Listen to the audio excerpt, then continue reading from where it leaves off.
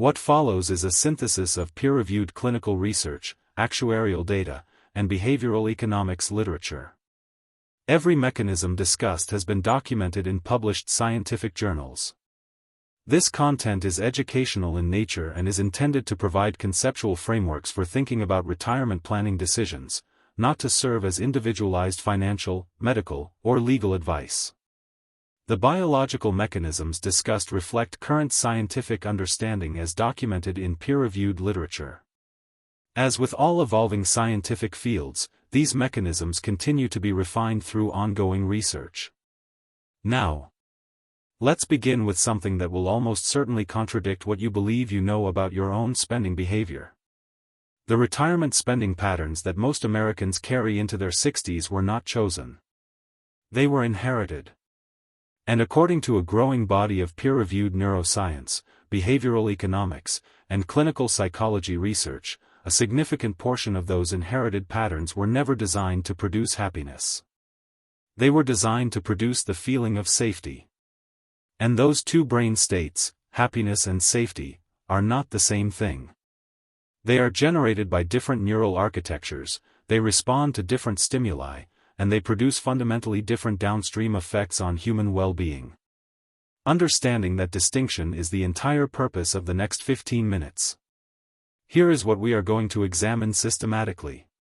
7 specific retirement spending categories: inherited status objects, alcohol consumption, recreational vehicle ownership, vacation home ownership, end-of-life expenditure, insurance portfolio structure, and the experiential spending that is quietly replacing all of them. Each category will be examined not as a lifestyle preference but as a quantitative, neurological, and actuarial decision.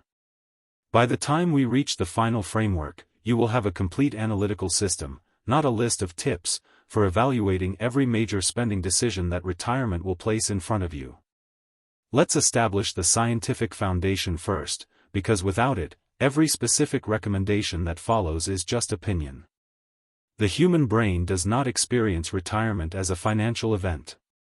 It experiences retirement as an identity crisis. And that distinction matters enormously. For the majority of a working adult's life, the prefrontal cortex, the region responsible for forward planning, aspirational goal setting, and future state projection, governs a significant portion of spending behavior. You buy the fine china because you are projecting a future version of yourself hosting formal dinners. You purchase the country club membership because you are investing in a social identity you intend to inhabit. These are prefrontal cortex purchases. They are fundamentally about who you plan to become. When occupational identity is removed at retirement, the prefrontal cortex partially cedes its dominance over daily decision-making to the limbic system, the brain's emotional and memory center. And the limbic system does not ask who you plan to become. It asks who you have been. Research from the University of Southampton, led by Dr. Konstantin Sedekaides, documents that nostalgia functions as a measurable psychological immune system response to identity threat. It activates the brain's default mode network, the same neural architecture associated with autobiographical memory and self-concept processing. Retirement is one of the most destabilizing identity transitions a human being will undergo. The brain compensates by reaching backward toward identity anchors. This is why the retiree buys vinyl records instead of fine china. This is why concert tickets to a band from 1987 feel more compelling than a new piece of furniture. This is not irrationality. This is neurological accuracy. The brain is correctly identifying which category of stimulus will most efficiently restore the sense of continuous self that retirement has temporarily disrupted. Now layer onto this the behavioral economics infrastructure, because the neuroscience alone is incomplete without it. Hedonic adaptation, extensively documented by Dr. Sonia Lyabomirsky at UC Riverside and Thomas Gilovich at Cornell University, describes the brain's documented tendency to return to a baseline level of satisfaction within 3 to 6 months following any positive life change, including a major purchase. The formal dining set, the luxury vehicle, the renovated kitchen, each produces an initial happiness spike that the brain systematically erodes back to baseline. Gilovich's research, published in the Journal of Consumer Psychology, found that experiential purchases, vacations, concerts, shared meals, learning experiences, produce substantially more durable satisfaction than material purchases of equivalent or greater monetary value. And critically, experiential purchases generate happiness across 3 distinct temporal windows: during anticipation, during the experience itself, and during retrospective memory recall. A material purchase generates happiness primarily during the acquisition moment. The mathematics of happiness yield per dollar spent favor experience over possession by a significant margin. Now add the endowment effect, rigorously documented by Nobel Prize-winning economists Daniel Kahneman and Richard Thaler. The endowment effect proves that humans systematically demand approximately twice as much to give up an object they own as they were willing to pay to acquire it. This is not a personality quirk. It is a hardwired feature of human cognitive architecture, documented across cultures, income levels, and asset classes. In retirement planning, this means that every asset you currently own, the RV, the vacation home, the storage unit full of inherited possessions, is being evaluated by your brain at an inflated value that has no relationship to its actual utility to your life. And finally, terror management theory, developed by psychologists Jeff Greenberg, Sheldon Solomon, and Tom Piskzinski, and documented extensively in peer-reviewed experimental literature, demonstrates that when human beings become aware of their own mortality, they respond with measurable increases in status consumption, legacy purchasing, and materialism, as psychological buffers against existential anxiety.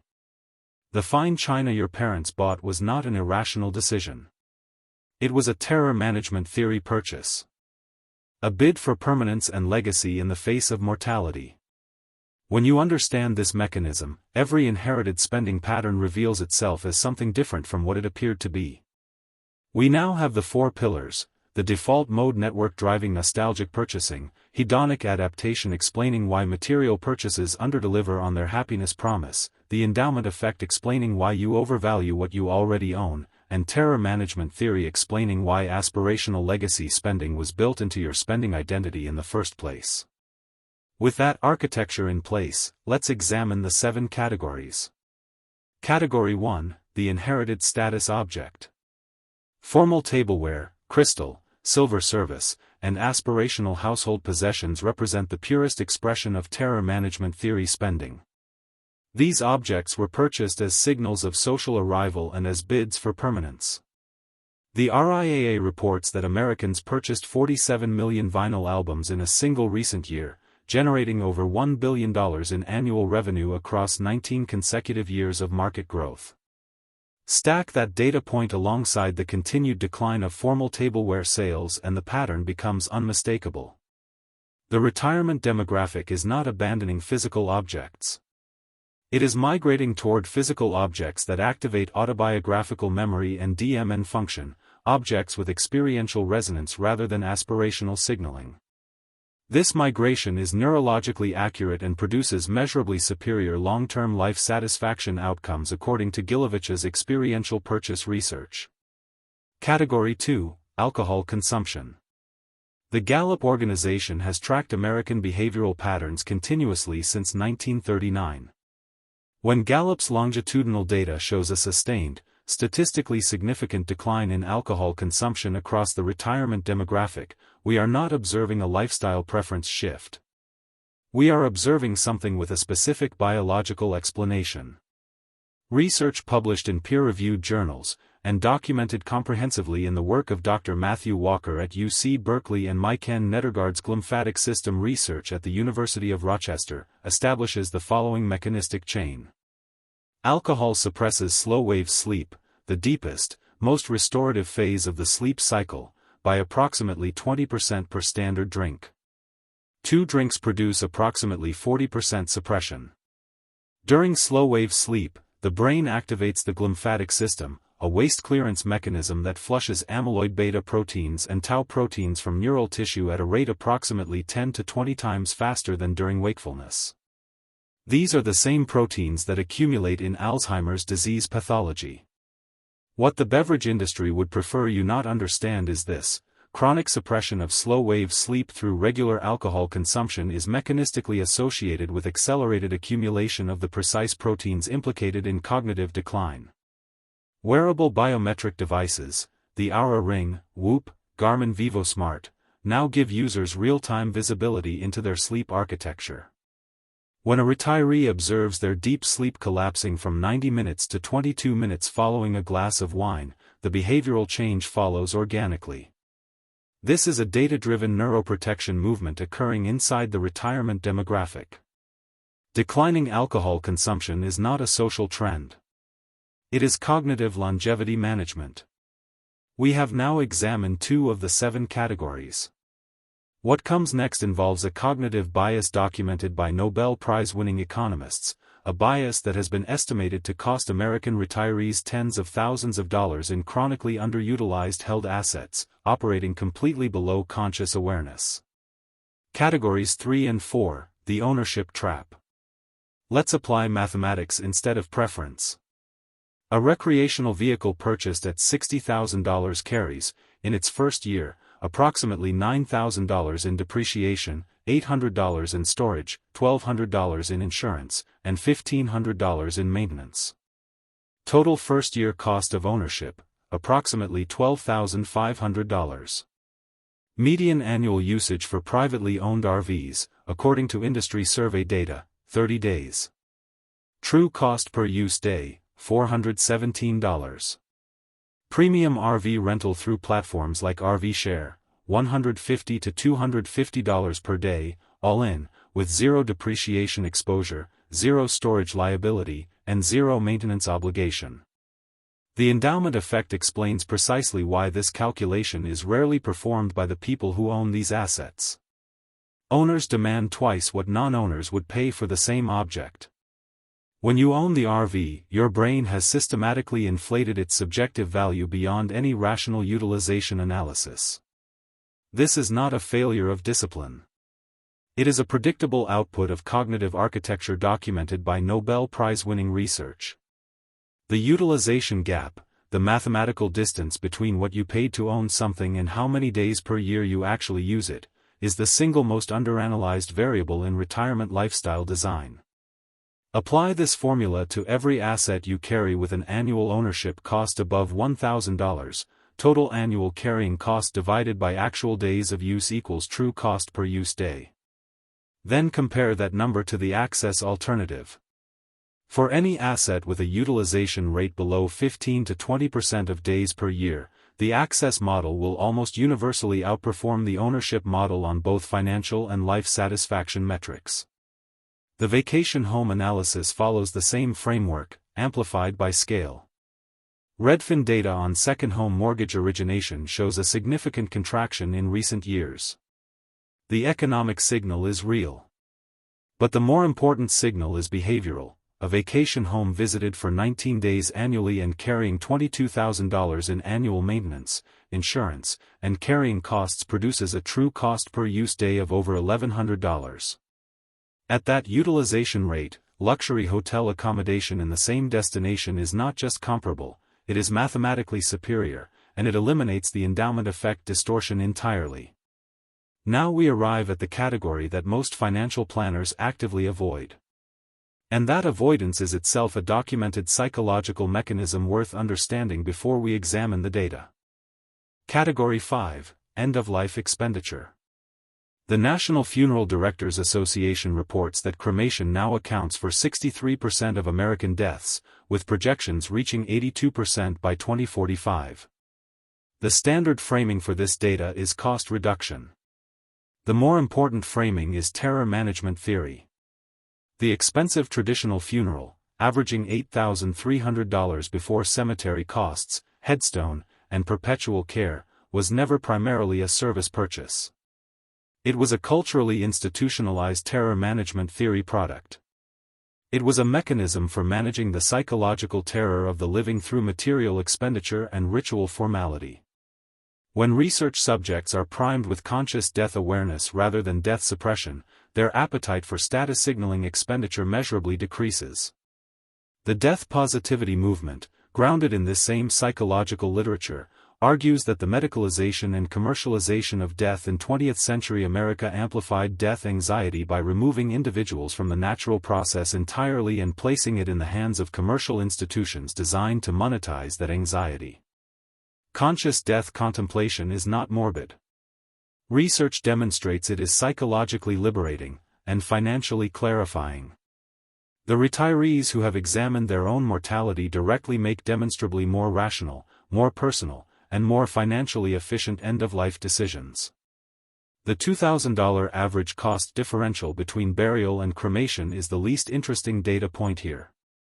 The more important insight is that conscious mortality awareness dismantles the terror management theory mechanism that made expensive funerals feel emotionally necessary in the first place. Category 6, the insurance portfolio audit. Insurance is a specific financial instrument designed for a specific risk profile. When your balance sheet changes, your insurance needs change with mathematical precision. For life insurance, the relevant diagnostic involves three variables: remaining liability exposure, survivor income replacement need, and estate planning complexity. Only when all three register above threshold does continued coverage carry positive expected value for a household with substantial accumulated assets. For deductibles on auto and homeowner policies, the self-insurance calculus is straightforward. The premium reduction from increasing a deductible from $250 to $2,500, compounded at a conservative 7% annualized return over 10 years of retirement, represents a capital accumulation opportunity that carries zero market risk for any household with adequate liquid reserves to absorb the higher deductible. For long-term care, the actuarial inputs are specific and non-negotiable. The U.S. Department of Health and Human Services documents that approximately 70% of Americans turning 65 will require some form of long-term care. The median duration is 2.2 years. Approximately 14% will require care for 5 or more years. The Genworth 2024 Cost of Care Survey reports a private nursing facility room averaging $108,400 annually. A semi-private room averages $94,900. Home health aid services average $61,776 annually. The actuarial expected value for the median scenario, 2.2 years multiplied by a blended average of approximately $90,000 equals roughly $198,000 in expected lifetime long-term care expenditure. The 95th percentile scenario, 5 or more years of care, approaches $540,000 or beyond. For a household with $2 million or more in investable assets, the median expected value is financially absorbable and self-insurance carries favorable expected value relative to premium expenditure. For a household with $500,000 in total assets, a 5-year nursing facility stay at current costs creates catastrophic sequence of return risk for the surviving spouse. Self-insurance is not a philosophy. It is a quantitative calculation with a specific asset threshold, a specific risk tolerance input, and a specific spousal protection variable that must be solved simultaneously. Right now, without looking anything up, can you state with confidence the total annual premium you are paying across every insurance policy you carry, the aggregate deductible exposure you hold, and the specific liability that each policy was originally designed to protect? If the answer is no, you are carrying an insurance portfolio that has not been systematically reviewed against a balance sheet that may have transformed completely in the intervening years. We have now examined 6 of the 7 categories. Let's reveal the unified framework that connects every single one of them.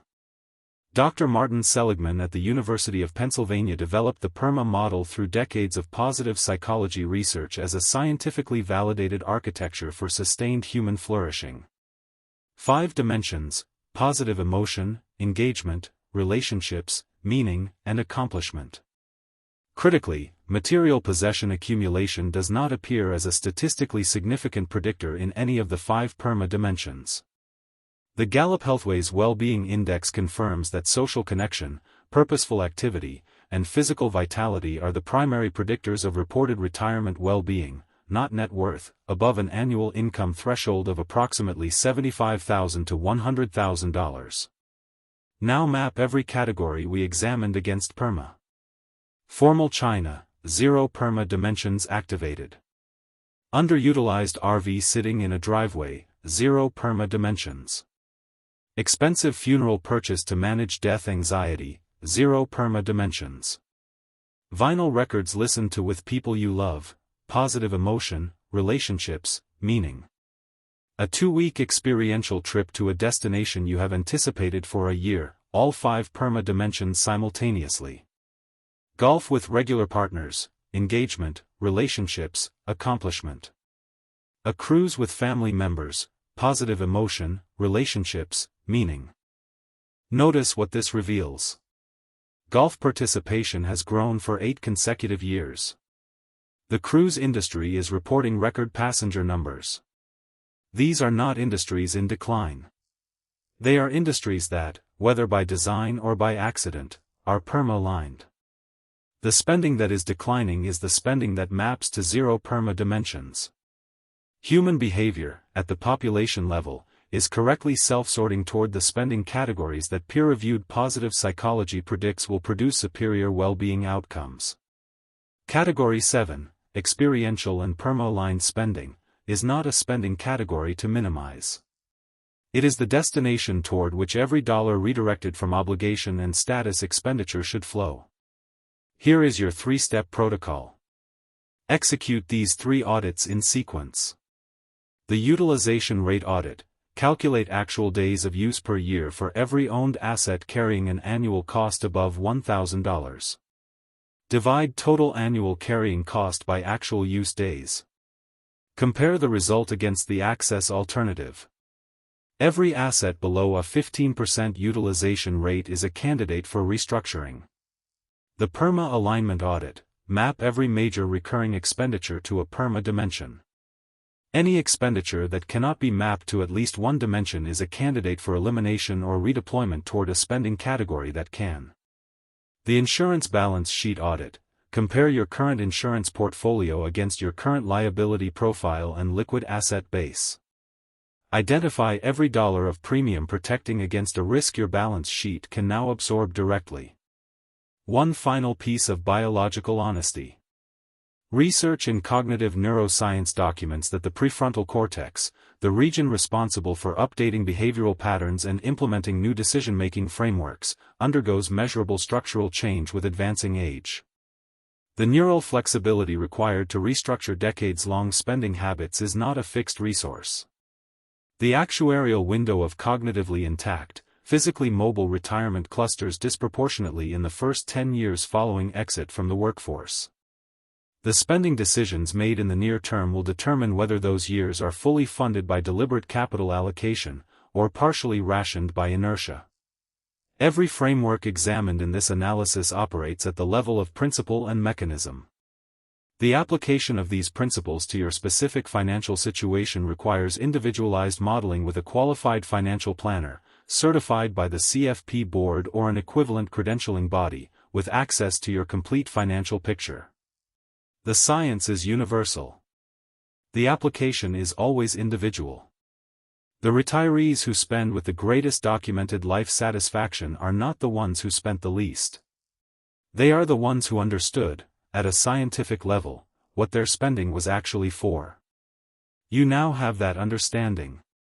But understanding one layer of the system is never the complete picture. There is a second set of financial mechanisms, operating invisibly inside the instruments you use every single day, that are quietly compressing the purchasing power of everything you have built. I have mapped out exactly how they work and precisely what to do about them.